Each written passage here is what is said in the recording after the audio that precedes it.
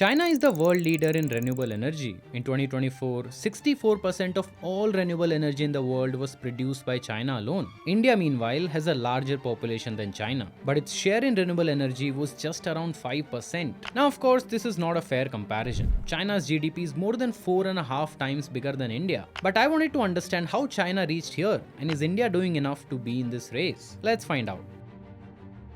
China and India had a similar energy consumption back in the 90s. Both countries were using coal and oil as the main sources of energy. And since China industrialized so much faster than India, its dependence on these polluting sources of energy increased so much faster. This created two major problems. One was pollution, and the second, over dependence on foreign oil, since China doesn't have a lot of its own. And that's when China realized that if it has to beat the US in terms of GDP, it has to create its own energy sources, and that too a lot of it.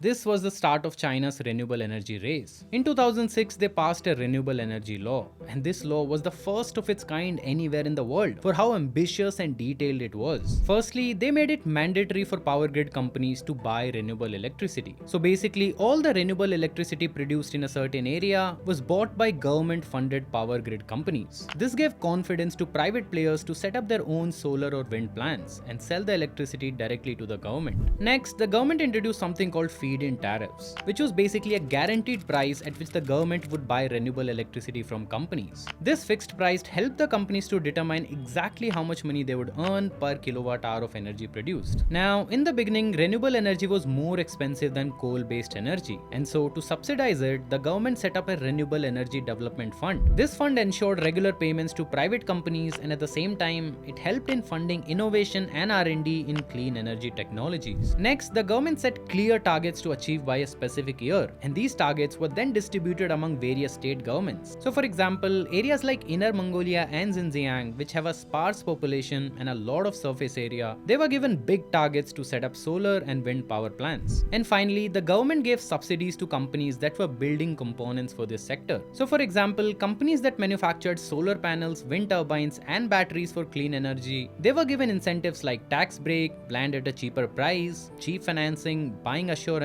and support in exporting these components to other countries. And all of these rules were inspected and updated every 5 years. This allowed them to correct the mistakes and double down on what's working. Fast forward to today, all of these steps have helped China becoming the world leader in clean energy. Take a look at these numbers. In solar power, China now produces almost the same amount of energy that the rest of the world does. In 2024, the entire world generated 585 gigawatt of solar power, and 47% of it was done by China. In addition, China is also the top exporter of solar modules, inverters, and other components, supplying them to over 100 countries. Next, it's the world's largest wind energy producer too. In 2024, the worldwide installed wind power capacity was around 1133 gigawatt, and 46% of it was just from China. Then, it's also home to 3 of the world's top 5 wind turbine manufacturers: Goldwind, Envision, and Mingyang.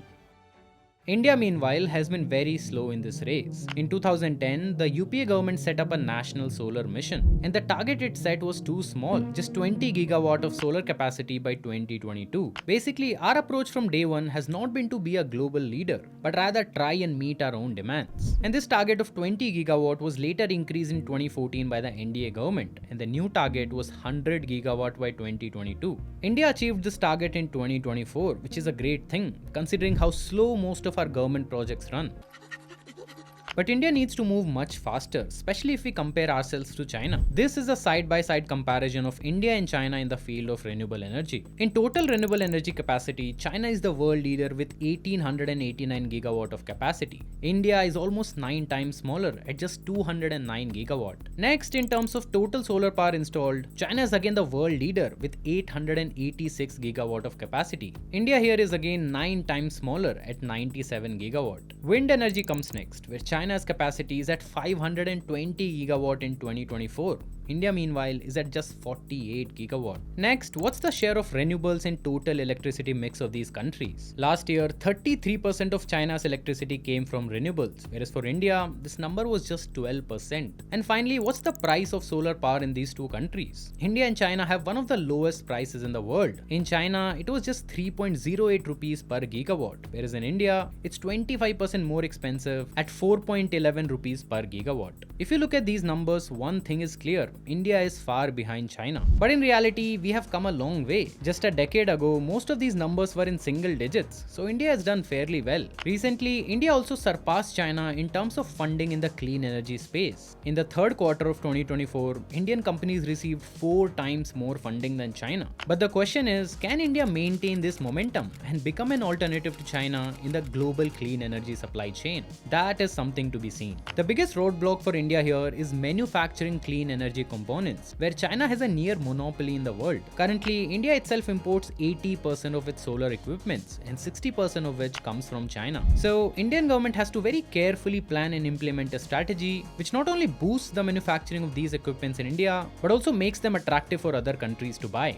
In the end, let me know your thoughts on this case study in the comments. Also, we did a similar and more detailed analysis of India and China in the EV sector, so feel free to watch that video after this. I'll provide the link in the description. As always, thanks for watching, and I'll see you in the next one.